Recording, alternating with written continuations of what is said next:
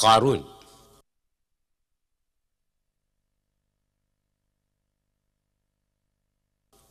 موسیٰ علیہ السلام کے زمانے میں یعنی 13ویں صدی میں نسل بنی اسرائیل کے ایک دولت مند آدمی گزرے تھے، قارون۔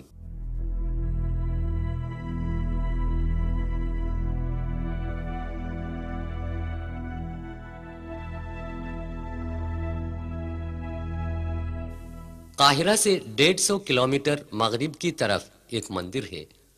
اس مقام کا نام قصر قارون ہے۔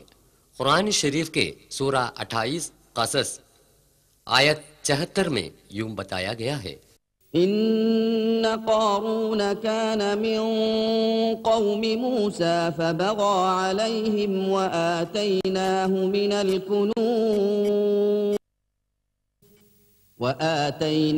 من الكنوز إن مفاتيحه بالعصبة أولي القوة إذ قال له قومه لا تفرح۔ یہ قارون کا کنواں ہے۔ بحیرۃ القارون یعنی قارون کے جھیل کے نام سے آج بھی جانے جاتے ہیں۔ اس جھیل کے ماہی گیری اور آس پاس کی کھیتی باڑی سے قارون کروڑ پتی بن گیا اور ساتھ ہی ساتھ مغرور بھی۔ وہ اپنی اس دولت کو اپنے علم اور محنت کا پھل سمجھا۔ اس نے مغرور ہو کر یہ اعلان کیا کہ میں نے جو دولت کمایا ہے اپنے علم اور طاقت سے کمایا ہے، جسے خدا کا کوئی واسطہ نہیں ہے۔ اس نے روز قیامت سے بھی انکار کر دیا۔ اس کے علاوہ وہ غنڈہ گردی پر تلے رہے اور موسیٰ علیہ السلام پر کئی الزامات بھی لگائے۔ اپنی شان و شوکت دکھانے کے لیے ایک جلوس بھی نکالا۔ جو لوگ اس دنیا کو آزمائش کی جگہ بتاتے ہیں اور عارضی سمجھتے ہیں، ان کے لیے بڑکپن میں کوئی حسد یا شکایت پیدا نہیں ہوئی۔ لیکن جو لوگ ایمان کے کھرے نہیں تھے یعنی کمزور تھے، وہ کہنے لگے کہ کاش ہمیں بھی قارون کی جیسی دولت پاتی۔ لیکن جلد ہی قارون اور اس کے محل کو اللہ کے حکم سے زمین نگل گئی۔ زمین نگلنے والے قارون اور ان کے آدمیوں کو بچانے کے لیے کوئی نہیں آئے۔ غیر قانونی طور پر پیسہ کما کر لوگوں پر ظلم کرنے والوں کے لیے یہ ایک تاکید ہے۔ یاد رہے کہ اس وقت قارون کا جو انجام ہوا، اس طرح خدا تعالی تم لوگوں کو بھی آسانی سے برباد کر سکتا ہے۔ اس کے علاوہ آخرت کی سزا بھی کتنی شدید ہوگی۔ اس لیے عاجز رہو اور نیک بنو اور خدا کا شکر ادا کرو۔ قصر بلقیس۔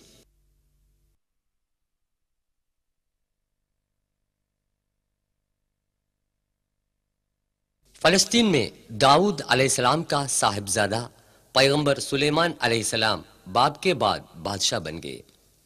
ان کی کئی معجزات میں پرندوں اور جانداروں کی زبان سمجھنے اور ان سے بات کرنے کی صلاحیت بھی تھی۔ یمن کے مغرب کے قریب رہنے والے قبیلہ سبا اپنی ملکہ بلقیس کی قیادت میں سورج کی پوجا کرتے ہیں۔ ایک پرندے نے یہ دیکھا۔ ایک دن اس نے سلیمان علیہ السلام کو یہ بات سنائی۔ یہ بلقیس کے مندر کا کھنڈر ہے جہاں سورج کی پوجا ہوتی تھی۔ بلقیس سلطنت بنی طبع کی ملکہ تھی۔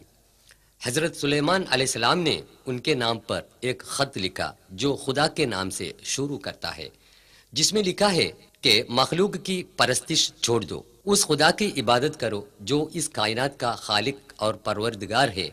انہوں نے یہ بھی لکھا کہ خدا کا حکم مان کر سچے مومن بن جائے۔ خود ہی نے یہ خط یمن میں پہنچا دیا، جس نے حضرت سلیمان علیہ السلام کو ملکہ بلقیس کی خبر دی تھی۔ رانی سبا یعنی کہ ملکہ بلقیس کے محل کے کھنڈر یمن کے سبا میں آج بھی آپ دیکھ سکتے ہیں، جو مخلوق کی پرستش اور خرافات کی ظلمت سے صرف خدائے واحد کی عبادت کرنے کے لیے سچائی کے راستے میں آئی تھی۔ ملکہ بلقیس یمن سے 2200 کلومیٹر دور یروشلم میں حضرت سلیمان علیہ السلام کے پاس آئی۔ اس سے پہلے تخت ملکہ بلقیس معجزہ کے ذریعے حضرت سلیمان علیہ السلام نے یروشلم میں پہنچا دیا تھا، जरूसलम में पहुंचकर मलिका ने ऐलान किया। सूरह 27 अन-नम्ल आया 44। قالت رب إني ظلمت نفسي وأسلمت مع سليمان لله رب العالمين اے میرے پروردگار، میں نے اپنے نفس پر ظلم کیا اور میں سلیمان علیہ السلام کے ساتھ اللہ رب العالمین کی فرما بردار ہوں۔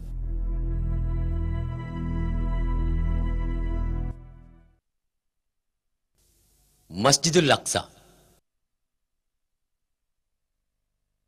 مکہ کی مسجد الحرام کو قبلہ بنانے سے پہلے دنیا کے مسلمان فلسطین کے مسجد الاقصی کی طرف رخ کر کے نماز پڑھا کرتے تھے۔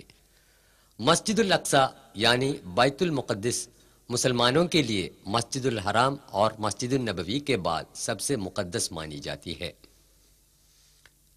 سفر اسراء میں حضرت صلی اللہ علیہ وسلم مسجد الاقصی تک تشریف لائے گئے۔ یہاں سے پھر سفر معراج ہوا۔ اسی جگہ پر حضرت عمر رضی اللہ عنہ نے ایک گنبد تعمیر کی۔ بعد میں اموی خلیفہ عبد الملک نے اس کو نئے سرے سے تعمیر کی۔ مسجد الاقصی سلام کی تعمیر کردہ ہے۔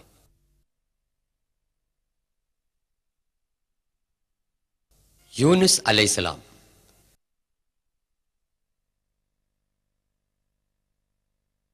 شہر نینوا یعنی موصل عراق کے پائے تخت بغداد سے 400 کلومیٹر شمال پر واقع ہے۔ یہ دریائے فرات کے کنارے ہے جہاں کے پیغمبر تھے حضرت یونس علیہ السلام۔ ان کی تبلیغ و تعلیم کو قوم نے جب نظر انداز کر دیا تو یونس علیہ السلام ان سے ناراض ہو کر ہجرت کر گئے۔ وہ ایک جہاز پر سوار ہوئے۔ جہاز خطرے میں پڑا۔ جہاز سے بوجھ کم کرنے کے لیے چند آدمیوں کو سمندر میں پھینکنے کا فیصلہ کیا۔ قرار نکالا گیا اور یونس علیہ السلام سمندر میں پھینک دیا گیا۔ سمندر میں حضرت یونس علیہ السلام کو ایک بہت بڑی مچھلی نگل لیا۔ خدا کی اجازت کے بغیر وطن چھوڑ اور مچھلی کے پیٹ میں آئے۔ حضرت یونس علیہ السلام نے اپنے کیے پر پچھتائے۔ انہوں نے اپنے رب سے رہائی کی دعا مانگی۔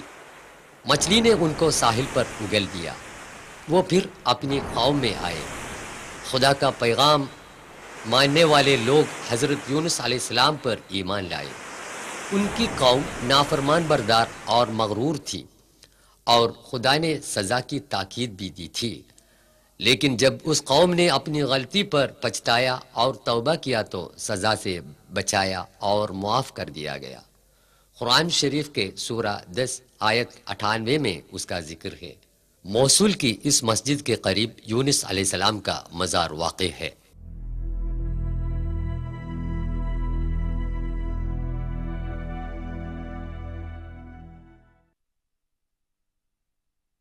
ذوالقرنین۔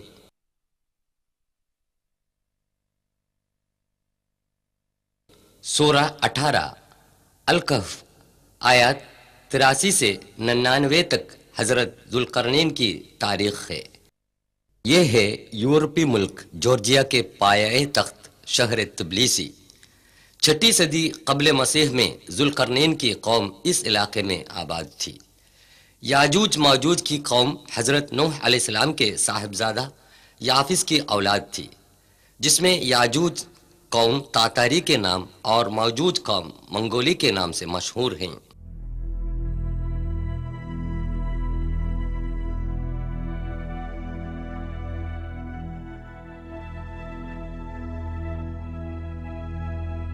اب ہم شہر تبلیسی سے سفر کر رہے ہیں، داریال گھاٹی کے راستے سے کاکس پہاڑ کے دامن کی اور۔ یاجوج ماجوج کے غیر مہذب اور ظالم لوگ داریال گھاٹی کے راستے سے آ کر کاکس کے جنوبی علاقے میں لوٹ مارا کرتے تھے۔ تبلیسی اسٹیٹ یونیورسٹی میں تاریخ کے پروفیسر ڈاکٹر ڈیڈوی ڈنڈوا فرما رہے ہیں۔ Yes, there are some passes, but the most important pass was this pass, because most aggressive tribes were living beyond this pass. اکثر لوگوں کا خیال ہے کہ ذوالقرنین ایران کے سیرس بادشاہ تھے۔ ان لوگوں کی لوٹ مار سے جورجیا کے باشندوں نے اپنے بادشاہ ذوالقرنین سے درخواست کی۔ انہوں نے کہا، سورہ 18 الکہف آیت 96، آتوني زبر الحديد حتى إذا ساوى بين الصدفين قال انفخوا حتى إذا جعله نارا قال آتوني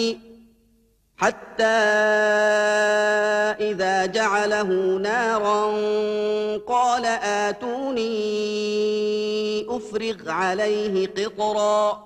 میرے پاس لوہے کے ٹکڑے لاؤ، حتیٰ کہ جب درے کے اوپر کے کناروں تک پہنچ گئی اس نے حکم دیا کہ اس میں آگ لگا دو، یہاں تک کہ جب اس کو بالکل آگ کر دیا تو اس نے کہا، لاؤ میں اس پر پگھلا ہوا تانبا انڈیل دوں۔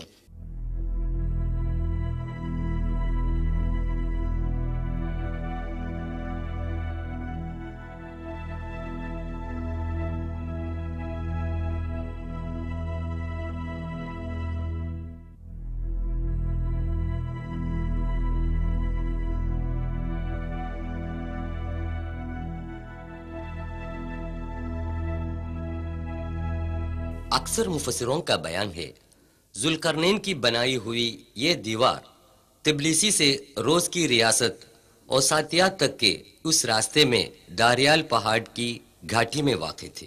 وہ دیوار اتنی مضبوط تھی کہ یاجوج ماجوج کی لوٹ مار سے آگے چل کر یہ دیوار پورے طور پر گئی۔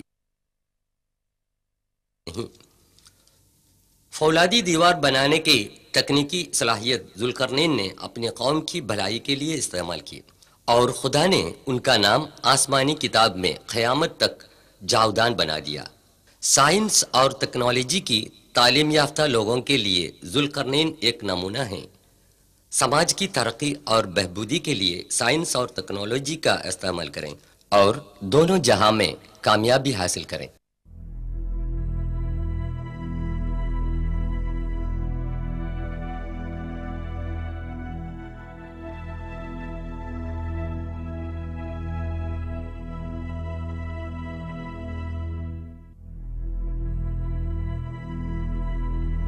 بعد کو داریال میں بنائی گئی ایک پتھر کی دیوار کی نشانی اب بھی دیکھی جا سکتی ہے۔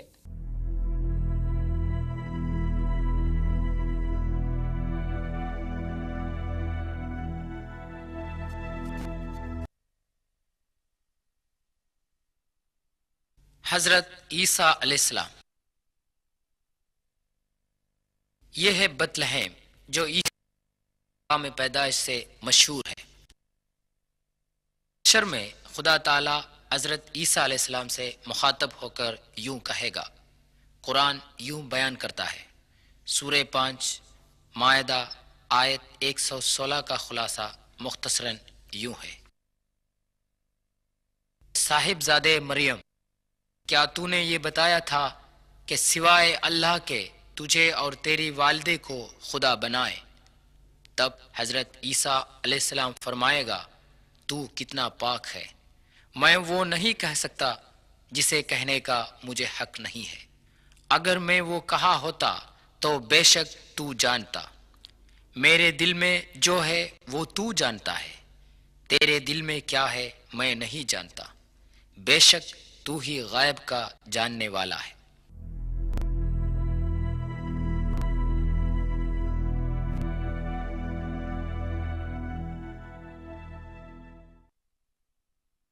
مارب کا بند۔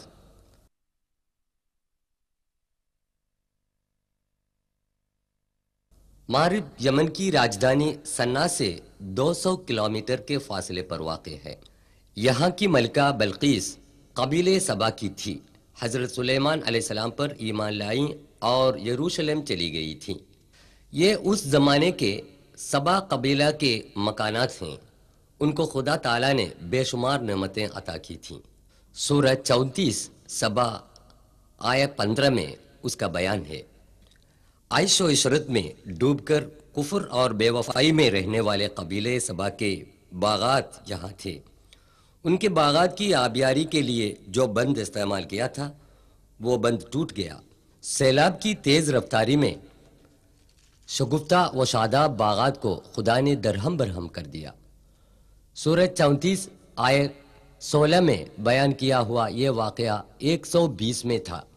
لقد كان لسبإ في مسكنهم آية جنتان عن يمين وشمال كلوا من رزق ربكم واشكروا له بلدة طيبة ورب غفور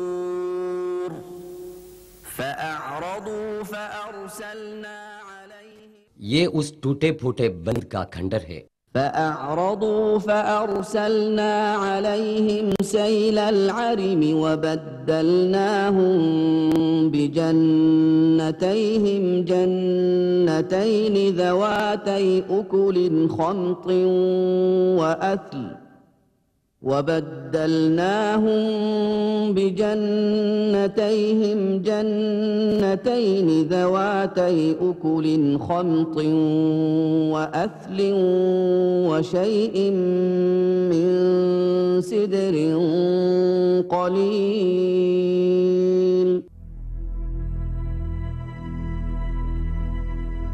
تاریخ سے عبرت حاصل کریں اور خدا کی نعمت کا شکر ادا کریں۔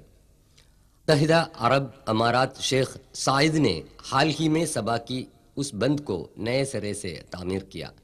یہ بند ٹوٹے ہوئے پرانے بند کے نزدیک واقع ہے۔ اہل الکہف۔ اب ہم جا رہے ہیں اس غار کی طرف جس کا ذکر قرآن کی سورہ الکہف آیہ 9 سے 26 تک تفصیل سے بیان کیا گیا ہے۔ ٹراجن 98 سے 17 عیسوی تک سلطنت روم کا عیسائی بادشاہ تھا۔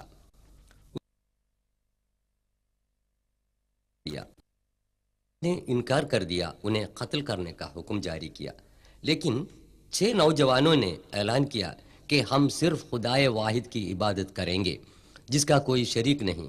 یشو کی مورت یا کسی اور بتوں کی پوجا کرنے سے بھی انہوں نے انکار کیا۔ ٹراجن دقیانوس بادشاہ کے ظلم و ستم سے بچ کر یہ 6 نوجوان وہاں سے ہجرت کر گئے۔ راستے میں ایک نوجوان چرواہے نے اسلام قبول کر کے ان لوگوں میں شامل ہو گیا۔ چرواہے کے کتے کو ساتھ لے کر 7 نوجوان جوردان کے پائے تخت عمان کے قریبی علاقے رقیم کے ایک پہاڑ کے دامن میں ایک کوہ میں پناہ لی اور انہوں نے خدا سے دعا کی، اے پروردگار، تیری رحمت ہم پر عطا فرما اور کو بنا کر ہماری مشکلیں آسان فرما۔ خدا نے انہیں نڈر بنا دیا اور گہری نیند سلایا۔ 300 سال کی مسلسل نیند سے یہ نوجوان بیدار ہو گئے تو انہیں ایسا محسوس ہوا گئے تھے۔ اس غلط فہمی میں ان میں سے ایک کو کھانا لانے کے لیے بازار میں بھیج دیا۔ وہاں صدیوں پہلے کا سکہ دیکھ کر نوجوان پر شک پیدا ہوا اور اسے والی کے سامنے پیش کیا گیا۔ والی نے سمجھ لیا کہ یہ 7 نوجوان 300 سال پہلے خدائے واحد پر ایمان لا کر اس غار میں پناہ گزین تھے اور اب خدا کے حکم سے بیدار ہو گئے ہیں۔ والی نے اس نوجوان کو شاہنشاہ بیزینٹین تھیوڈیشس ثانی کے سامنے حاضر کیا۔ تھیوڈیشس کا زمانہ حکومت 408 سے 450 عیسوی تک تھا۔ دوسرے نوجوانوں کو دیکھنے کے لیے نوجوان کے ساتھ بادشاہ، والی اور وہاں کے لوگ غار میں آئے اور ان کی بڑی عزت کی۔ اس قدرت الہی پر سب لوگ اچنبھے میں پڑ گئے۔ اس واقعے کے ذریعے خدا یہ دکھا رہا تھا ہر انسان روز محشر میں پھر سے زندہ کیا جائے گا۔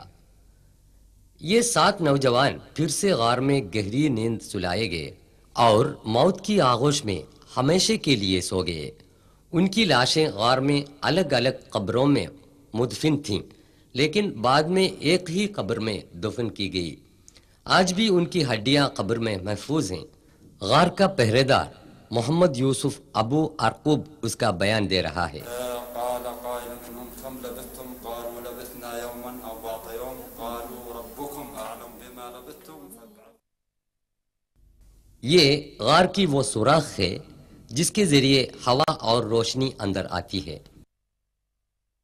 ذات اليمين وذات الشمال یہ ان کے کتے کے کھوپڑے اور دھاڑی کی ہڈیاں ہیں۔ لو اطلعت عليهم لوليت منهم فرارا ولملئت غار کے اوپر جو ستون ہیں وہ اہل غار کی عزت میں روم کی قوم کی بنائی گئی مسجد کے کھنڈر ہیں۔ بازو میں نظر آنے والے یہ پتھر خلیفہ بنی امیہ عبد الملک کی بنائی گئی یادگار کے آثار ہیں۔ مشہور محقق رفیق وفا الدیجانی کی رہنمائی میں سب سے آخر میں 1963 عیسوی میں غار کی منہ سے مٹی ہٹا دی گئی۔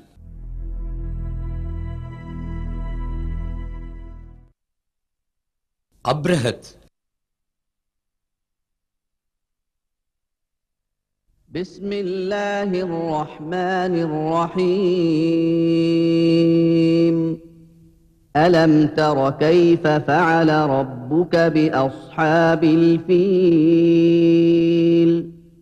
ألم يجعل كيدهم في تضليل وأرسل عليهم طيرا أبابيل ترميهم بحجارة من سجيل فجعلهم كعصف مأكول۔ سنہ 571 عیسوی میں حضور اکرم صلی اللہ علیہ وسلم کی پیدائش کے چند دن پہلے کا واقعہ ہے۔ ابرہت یمن کا بادشاہ تھا جو شہنشاہ نجاشی کے ماتحت حکومت کرتا تھا۔ ابرہت نے یمن میں اولڈ سنا مارکیٹ کے قریب غرقد القلیس میں کعبہ شریف کے خلاف ایک عبادت گاہ بنائی۔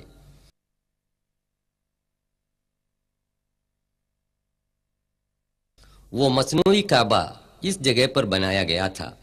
ابرہت مکہ سے لوگوں کی توجہ ہٹانے کی کوشش میں ناکام ہو گیا اور خانہ خدا کعبہ شریف کو مسمار کرنے کے لیے ہاتھیوں کی روانہ، لیکن اس روحانی مرکز کی حفاظت کی۔ ابرہت کی فوج جب مزدلفہ اور منا کے درمیان وادی محصر میں پہنچ گئی تو اللہ تعالیٰ نے ان کو نیست و نابود کر دیا۔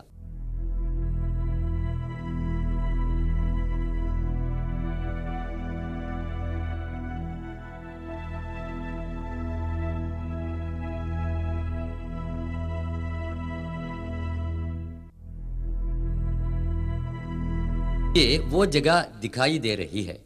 سورہ 105 الفیل میں اس کا بیان ہے۔ کیا تو نے دیکھا نہیں کہ ہاتھی والوں کے ساتھ تیرے رب نے کیا سلوک کیا؟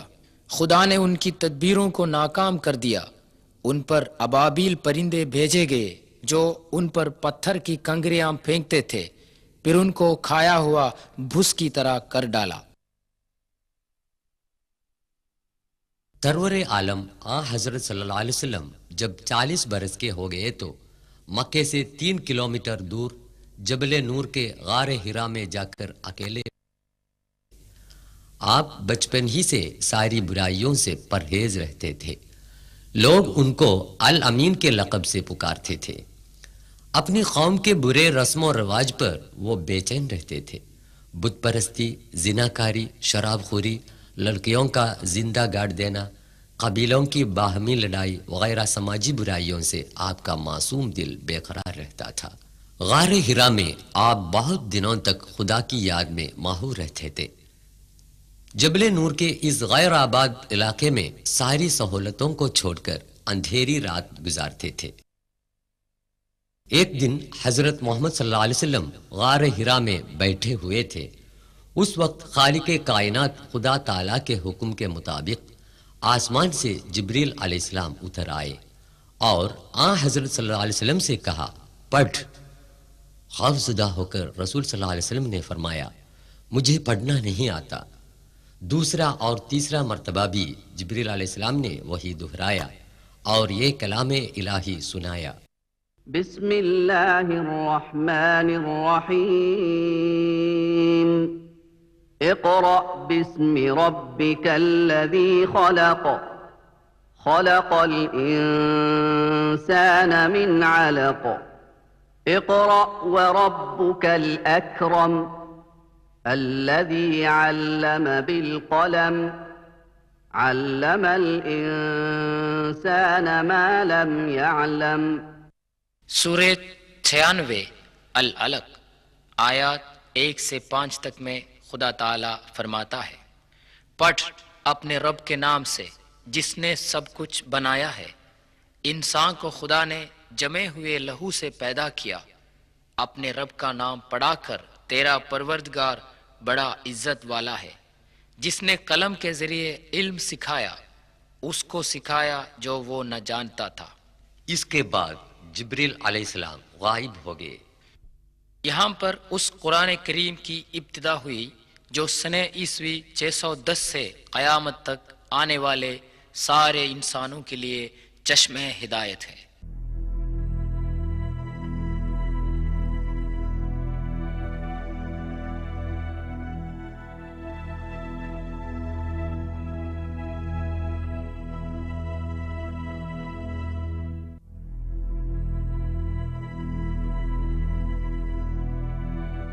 یہ ہے وہ تاریخی مقام غار حرا جو 14 صدیوں سے قبل کئی تاریخی واقعات کے مشاہد رہا ہے۔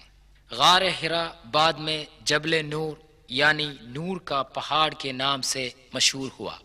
غار حرا سے لے کر 23 سال کی زندگی میں مختلف مواقع پر نازل شدہ کلام الہی کا مجموعہ ہے قرآن شریف۔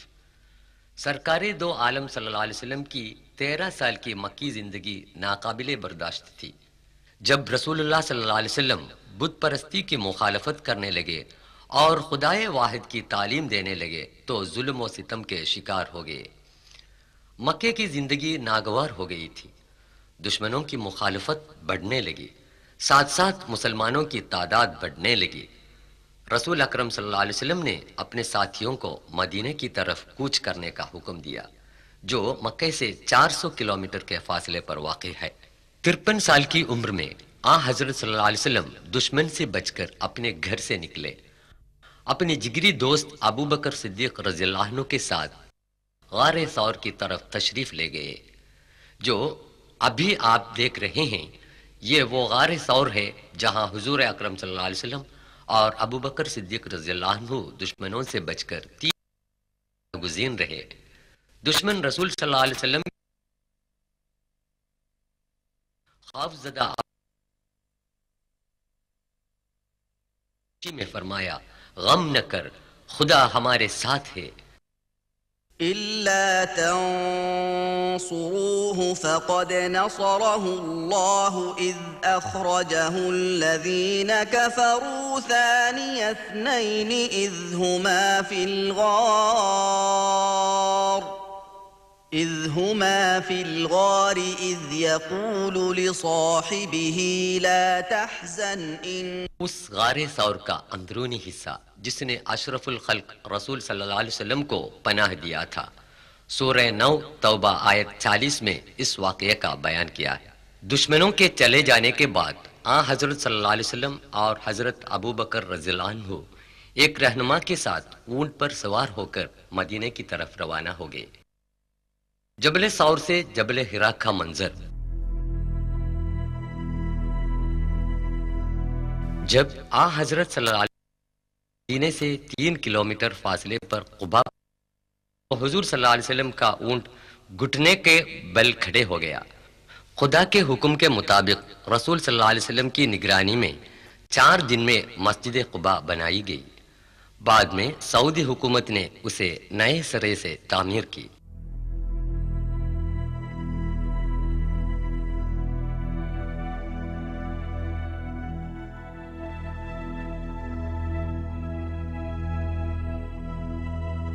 پھر مدینے کے راستے میں وادی سلام پہنچ کر حضرت صلی اللہ علیہ وسلم نے اسی مسجد میں پہلی بار جمعہ کی نماز ادا کی۔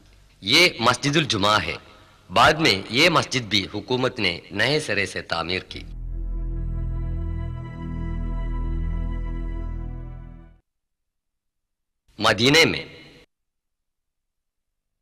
मदीने पहुंचकर सरकार दो आलम सल्लल्लाहु अलैहि वसल्लम और हजरत अबू बकर रज़ी अल्लाह अन्हु ने जो काम सबसे पहले किया था वो एक मस्जिद की तामीर था। फिर ये छोटी मस्जिद आलीशान बना दी गई। ये मस्जिद नबवी आज इतनी वसी और कुशादा है कि लाखों आदमी एक साथ नमाज पढ़ सकते हैं। मस्जिद मुसलमानों का सकाफती मरकज है। सरकार दो आलम सल्लल्लाहु अलैहि वसल्लम के लिए दरसगाह, अदालत, दफ्तर, पार्लियामेंट सब कुछ यही मस्जिद थी। ग़ज़वे बद्र। मक्का में मुशरिकों के एज़ा रसाई से तंग आकर हुजूर सल्लल्लाहु अलैहि वसल्लम और साथी मदीना तशरीफ लाए थे, लेकिन वहां भी वो चैन व करार की जिंदगी से महरूम किए गए।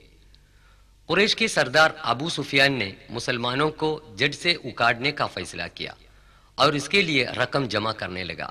सौदागरों का काफिला अबू सुफियान की क़यादत में सरो सामान लेकर रेगिस्तान की उस पहाड़ी पार करके मक्के को लौटा। इतने में मक्के से कुरैश की एक अजीम फौज अबू जहल की क़यादत में मदीने की तरफ रवाना हुई, जिनमें 1000 मुसल्लह सिपाही थे। कुरैश की फौज मदीने से 80 किलोमीटर के फासले पर बद्र तक आ गई। ये खबर पाकर हुजूर भी अपने साथियों को लेकर मुदाफ़ात के लिए रवाना हुए। मुसलमानों की फौज में सिर्फ 313 जाननिसार सहाबी थे, जिनके पास जंगी औजार कम थे, मगर उनके पास सबसे बड़ा हथियार यानी तकवा और पक्का ईमान मौजूद था। अल्लाह और उसके रसूल पर पक्का यकीन रखते थे। दोनों फौजों के दरमियान इसी बद्र के मैदान में खुल्लम खुल्ला जंग हुई, जिसकी तारीख में नज़ीर नहीं मिल सकती। हक़ और बातिल की इस लड़ाई में फरीक़ हक़ की तरफ से 13 मुसलमान शहीद हो गए, जिनकी कब्रें इस वसी मैदान में वाक़ई हैं। कब्रों पर इमारतें बनाना और अहले कब्र से दुआ करना इस्लाम ने मना किया है। शोहदाए बद्र के नाम बता रहे हैं। बद्र का पहरेदार सैयद हुसैन फर्राज, صفوان بن وهب، حارث بن صاغة، مبشر بن عبد المنذر، ذو الشمالين بن عبد العامر، مهجع بن صالح، عاقل بن البكير، رافع بن المعلى، عمير بن الحمام، يزيد بن الحارث، उत्बा, शैबा, अबू जहल वगैरह की क़यादत में कुरैश की फौज ने यहीं पड़ाव डाला था। अबू जहल 2 अंसारी नौजवानों के हाथों कत्ल किया गया था। बहुक्म इलाही हजारों फरिश्ते बद्र के मैदान में मुसलमानों के साथ जंग करते थे।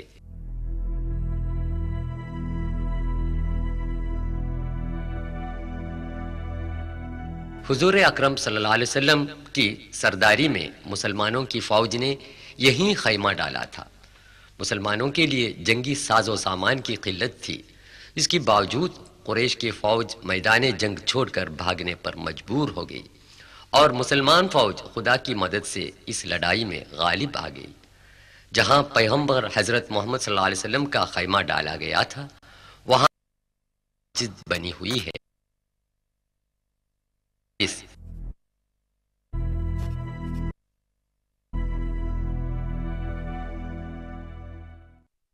ग़ज़वे उहद।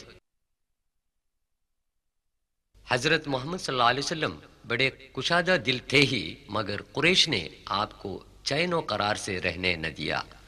बद्र के दूसरे ही साल में कुरैश के 3000 मुसल्लह सिपाहियों की फौज मदीने की तरफ आई और मदीने के करीब उहद की वादी में पड़ाव डाला। ये है जबल रुमात, जहां हुजूर अकरम सल्लल्लाहु अलैहि वसल्लम ने अब्दुल्लाह बिन जुबैर रज़ियल्लाहु अन्हु की क़यादत में 50 तीर अंदाजों को पहरे पर खड़ा कर दिया था और हुक्म दिया, जब तक मेरी इजाजत न मिले तब तक टीले से नीचे न उतरना और दुश्मनों की तरफ तीर चलाते रहना। शहर मदीना के करीब जबल रुमात की इसी वादी में 700 मुसलमान और 3000 कुफार के दरमियान घमासान जंग हुई थी।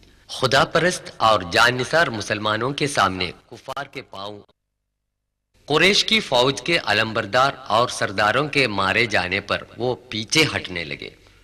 मुसलमान सिपाही माले गनीमत जमा करने में मसरूफ हुए। ये देखकर तीर अंदाज सिपाही जबल रुमात से नीचे आए और गनीमत जमा करने में शामिल हो गए। अब पहाड़ी पर सिर्फ 10 आदमी बाकी रह गए थे।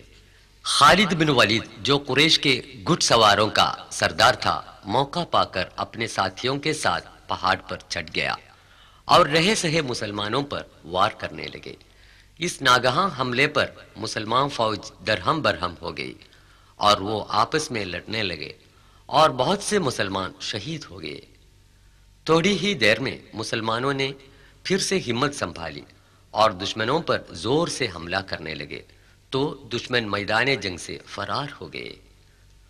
احد کے اس احاطے میں تقریباً 7 شہداء کی قبریں موجود ہیں۔ ان قبر پتھر کے نشان تک موجود نہیں۔ بیچ میں سید الشہداء حضرت حمزہ بن عبد المطلب کی قبر ہے۔ غزوہ احد یہ سبق دیتا ہے کہ دین کی خاطر کام کرنے والوں کو کامیابی حاصل ہوتی ہے، جبکہ دین پر دنیا کو ترجیح دینے والوں کو ناکامی حاصل ہوتی ہے۔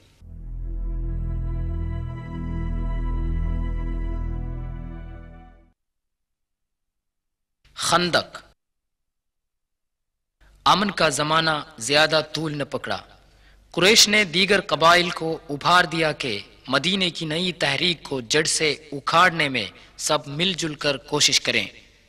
مدینے کے باہر مسلمانوں کے جتنے دشمن قبیلے تھے وہ سب کے سب مل کر کل 10,000 کی مسلح فوج مدینے کی طرف روانہ ہوئی، جن میں 2,500 اونٹ اور گھڑ سوار بھی شامل تھے۔ حضور نے اپنے ساتھیوں سے مشورہ کیا۔ حضرت سلمان الفارسی نے جنگی تدبیر پیش کی کہ مدینے کی چاروں طرف خندق کھدوا کر دشمنوں کو مدافعت کرے۔ حضور اکرم نے یہ تجویز منظور فرمائی۔ 1 ہفتے کی لگاتار محنت سے 9,000 گز طول میں ایک خندق تیار ہو گئی، جس کی چوڑائی اتنی تھی کہ گھڑ سوار اس کو پار نہ کر سکتا تھا۔ قحط کا زمانہ تھا کہ حضور اور ساتھی بھوک کے مارے بڑی تکلیف میں تھے، یہاں تک کہ پتھر پیٹ میں باندھ کر بھی کھدوائی کرتے تھے۔ کفار کی فوج مدینے کے پاس آ گئی تو خندق دیکھ کر حیرت میں پڑ گئی۔ چند دنوں تک فریقوں کے درمیان تیر بازی کا مقابلہ ہوا۔ مدینے کے اندر یہودیوں کا جو قبیلہ تھا وہ بھی دشمنوں کے ساتھ ہو لیا تو مسلمانوں کو بڑی دقت پیش آئی۔ غزوہ خندق میں حضور کا خیمہ اس جگہ پر تھا جہاں آج مسجد الفتح واقع ہے۔ یہی حالت کئی دنوں تک ہوتی رہی۔ آخر رات کو سخت آندھی اور موسلے دار بارش ہونے لگی۔ آندھی میں دشمنوں کے خیمے اڑ گئے۔ متحدہ فوج نے یہ سمجھ لیا کہ مسلمان سپاہی راتوں رات خندق پار کر کے حملہ کر رہے ہیں۔ وہ ڈر کے مارے خیمے چھوڑ کر بھاگ گئے۔ اللہ تعالیٰ کی حکمت نے مسلمانوں کو بچایا۔ انہوں نے خدا کا شکر ادا کیا۔ خیبر۔ صلح حدیبیہ کے بعد مدینے میں امن و امان قائم ہوا، مگر خندق کے تجربے سے مسلمان یہ سمجھ سکے کہ مدینے کے اندر جب تک دھوکے باز یہودی قبائل موجود رہیں گے تب تک چین و امن قائم نہ رہے گا۔ حضور صلی اللہ علیہ وسلم کی قیادت میں مسلمانوں کی فوج خیبر کی طرف روانہ ہوئی، جس میں 100 گھڑ سوار اور 160 مسلح سپاہی تھے۔ یہ خیبر کے یہودیوں کا قلعہ مرحب ہے۔ مسلمانوں نے بہت دنوں تک آخر تنگ آ کر یہودی قلعے سے باہر آئے اور ہار مان لی۔ یہ 6 منزلہ قلعہ 1,500 سال کے بعد بھی تاریخ اسلام کا چشمدید گواہ ہے۔ یہ کیچڑ اور گیہوں کے گھاس کی گوندا بنا کر کھجور کی لکڑیوں سے بنایا گیا ہے۔ خیبر کے یہودیوں کے مکانوں کے کھنڈر آج بھی موجود ہیں۔ یہ خیبر کے یہودیوں کی عبادت گاہ ہے۔ کفار کا نیست و نابود کرنا آن حضرت صلی اللہ علیہ وسلم کا اصول نہیں تھا، بلکہ ان مغلوب یہودیوں کے ساتھ بھی مروت کا سلوک کیا۔ ترمیم شدہ تورات کے نسخے انہیں واپس کر دیے جو مسلمان سپاہیوں نے ان سے ضبط کر لیے تھے۔ کھیتی باڑی کی زمین واپس کرنے کی فرمائش کو بھی رسول صلی اللہ علیہ وسلم نے منظور فرمایا۔ یہودیوں سے صلح کرنے کے بعد ہی مسلمان خیبر سے واپس آئے۔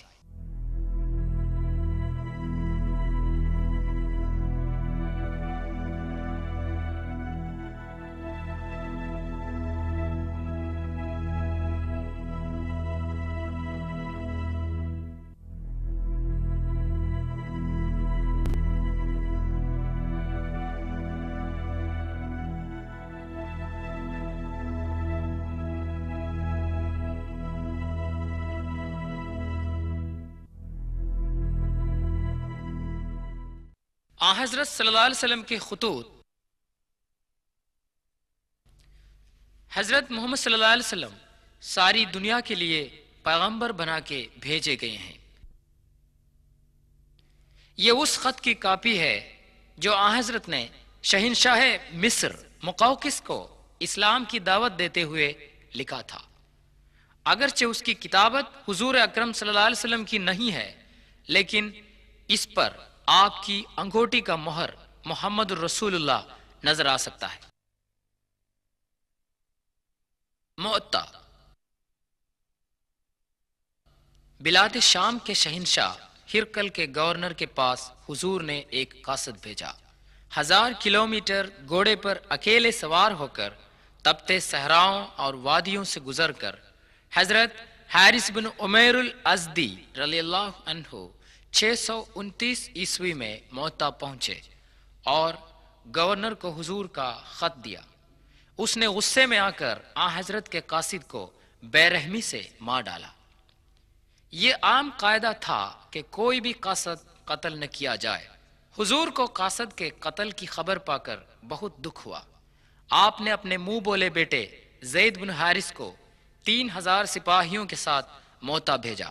رخصت کے وقت حضور نے یہ ہدایت دی کہ بوڑھوں، بچوں اور عورتوں کا قتل نہ کریں، عمارتیں تباہ و برباد نہ کریں، پیڑ پودے نہ کاٹیں۔ صحراؤں سے ہوتے ہوئے فوج بڑی مشکل سے معطا پہنچی۔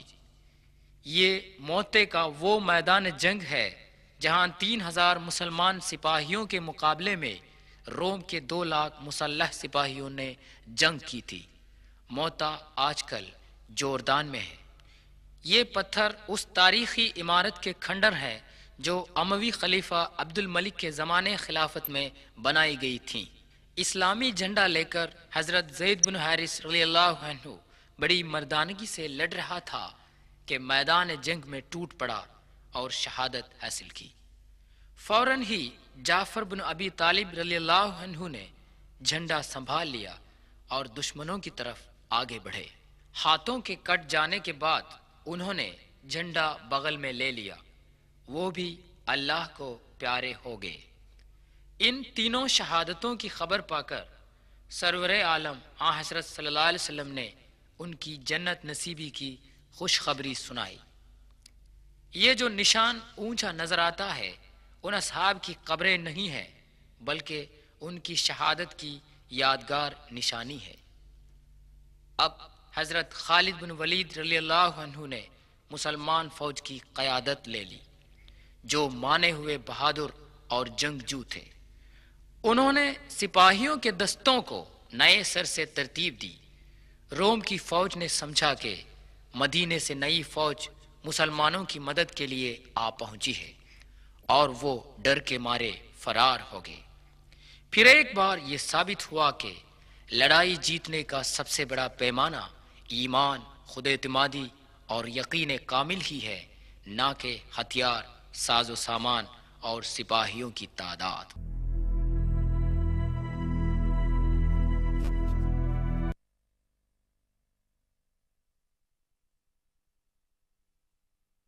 فتح مکہ۔ آن حضرت صلی اللہ علیہ وسلم ہزاروں مسلمانوں کو ساتھ لے کر کسی کو خبر دینے کے بنا ریگستان سے مدینے کی طرف روانہ ہو گئے۔ مکہ کے قریش اور ان کے روسا، جنہوں نے آن حضرت اور ساتھیوں کو اپنے وطن اور گھر سے باہر نکال دیا، ان پر بے دردانہ ظلم کیا تھا۔ جب مجبوری کی حالت میں آن حضرت سے مغلوب ہو گئے تو آپ نے ان کو معافی دی، اپنے مذہب اور عقیدے کے مطابق جینے کی انہیں آزادی دی۔ یہ ان واقعات میں سے ایک ہے جن سے یہ غلط ثابت ہوا کہ اسلام کی تبلیغ و اشاعت تلوار کے زور سے ہوئی۔ سورہ 6 ممتحنہ آیت 8 میں خدا تعالی مسلمانوں کو حکم دیتا ہے، ان تمام غیر مسلمانوں سے بھلائی کر اور انصاف کر جنہوں نے تم سے مذہب کے نام پر جنگ کا اعلان نہیں کیا ہے۔ اللہ کے سوا کسی اور کو پکار کے دعا مانگنے والوں کو آپ نہ ڈانٹے۔ عثمان رضی اللہ عنہ کا کنواں۔ مدینے میں پانی کا سخت قحط پڑ گیا۔ روما جو ایک یہودی تھا محض اسی کے کنویں میں پانی تھا۔ پیغمبر حضرت محمد صلی اللہ علیہ وسلم نے فرمایا جو کوئی روما کا کنواں خرید کر مسلمانوں کے لیے وقف کر دے گا اس کو جنت نصیب ہوگی۔ یہ سن کر عثمان رضی اللہ عنہ نے 20,000 دینار دے کر کنواں خریدا اور مسلمانوں کے لیے وقف کر دیا۔ یہ مدینے سے 5 کلومیٹر کی دوری پر ہے جس میں آج بھی کثرت سے پانی ہے۔ حجۃ الوداع۔ پیغمبر حضرت محمد صلی اللہ علیہ وسلم نے تا حیات کیا ہے۔ حضور صلی اللہ علیہ وسلم نے حج پر جانے کا اعلان کیا۔ ملک عرب کے کونے کونے میں یہ اعلان گونج اٹھا۔ دیہات، شہر، وادیاں اور ریگستان کے لوگوں نے اس کا خیر مقدم کیا۔ لوگ مدینے کی طرف بہنے لگے۔ اپنی موت سے تقریباً 3 مہینے پہلے 633 عیسوی میں 1 لاکھ صحابہ کے ساتھ مکے کی طرف روانہ ہو گئے۔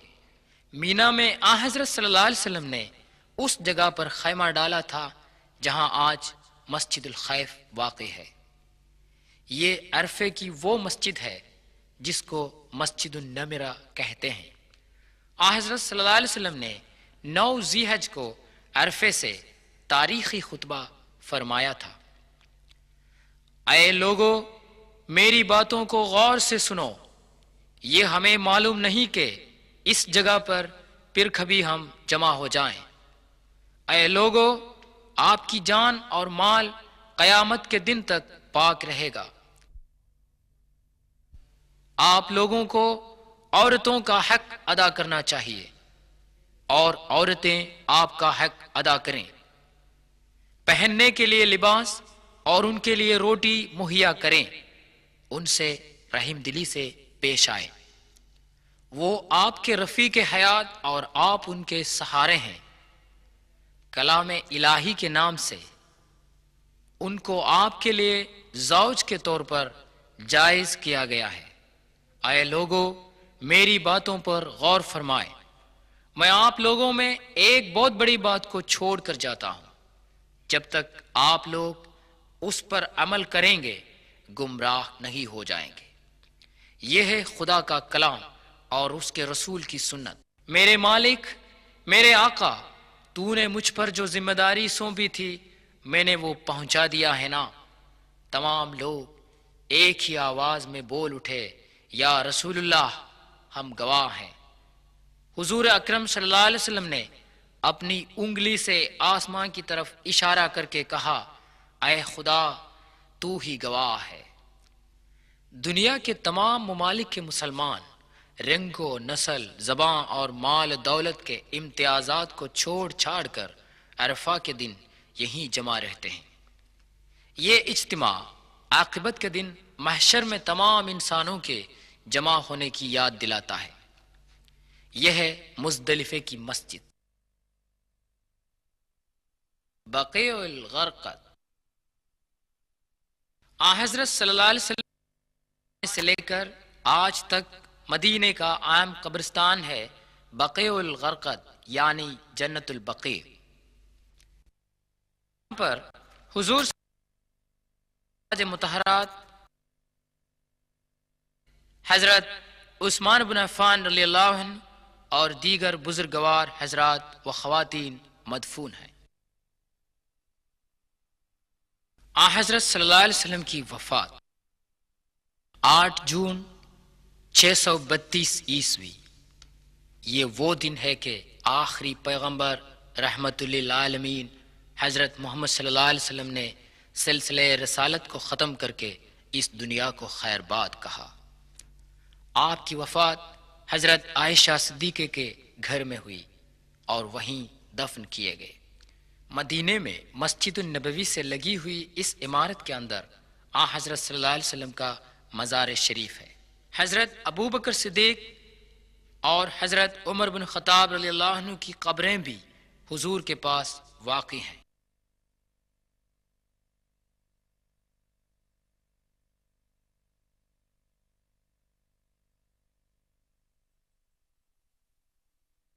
قدیم عرب میں جہاں تہذیب و تمدن کی روشنی کی کرن تک نہیں پہنچی تھی، 570 عیسوی کے 1 اپریل میں عبداللہ اور آمینہ کا صاحب زادہ ہو کر شہر مکے میں محمد کی پیدائش ہوئی۔ بچپن ہی میں یتیمی کی محرومی کا احساس ہوا۔ مکتبوں، کالجوں اور یونیورسٹیوں میں تعلیم حاصل کرنے کا موقع میسر نہ ہوا، یہاں تک کہ پڑھنا لکھنا سیکھنے کا موقع بھی نہ ملا تھا۔ ایسے ماحول میں پلے بڑھے محمد کو دشمن بھی الامین مانتے تھے۔ انہوں نے اپنی 40 برس کی عمر تک لوگوں کو کوئی عجیب بات نہ سنائی۔ 40 سال کے بعد انہوں نے جو باتیں سنائیں وہ خدا کی بتائی ہوئی تھی۔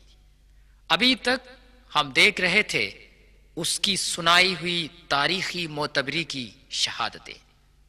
قرآن مجید وہ کلام ہے جو گھر کی رسوئی سے لے کر بین الاقوامی سطح تک انسانی زندگی کی تمام سطحوں کی رہنمائی کرتا ہے۔ توجہ فرمائے، خدا جل جلالہ واحد اور تمام دنیا کا رکھوالا ہے۔ یہوہ، اللہ، پرمیشور، مختلف ناموں میں مشہور یہ وہی خدا ہے۔ اسی خدا کی عبادت کر، بغیر کسی وسیلے کے خدا سے دعا کر۔ وہ مخلوق نہیں ہے، تمام مخلوقات کا خالق ہے۔ اسی حقیقت کو ہزاروں سالوں سے آدم سے لے کر یشوع، موسیٰ اور محمد تک سارے پیغمبران اعلان کرتے آئے ہیں۔ عارضی لذت کے شیدائی انسانوں کے لیے خدا کے پیغمبر تاکید دیتے ہیں، احتیاط رکھ کہ موت کے بعد ایک زندگی ہے، قیامت کے بعد تو پھر سے زندہ کیا جائے گا اور تیرے اعمال کا حساب لیا جائے گا۔ بھلائی کے بدلے میں جنت اور برائی کے بدلے میں جہنم ہمارا انتظار کر رہے ہیں۔ یہ حقیقت ہے۔ پڑھ، قرآن شریف تمام الہامی کتابوں کی اتمام و تکمیل ہے، جو حضرت محمد صلی اللہ علیہ وسلم کے لیے نازل ہوا اور رہتی دنیا تک اس میں کوئی تبدیل و تفریق نہیں ہو سکتی۔ یہی ایک ذریعہ ہے جس سے اس دنیا میں امن و امان اور آخرت میں جنت جاوداں حاصل ہو سکتی ہے۔ اے پروردگار عالم، دونوں جہاں میں ہمیں کامیابی و کامرانی کی توفیق عطا فرمائے، آمین۔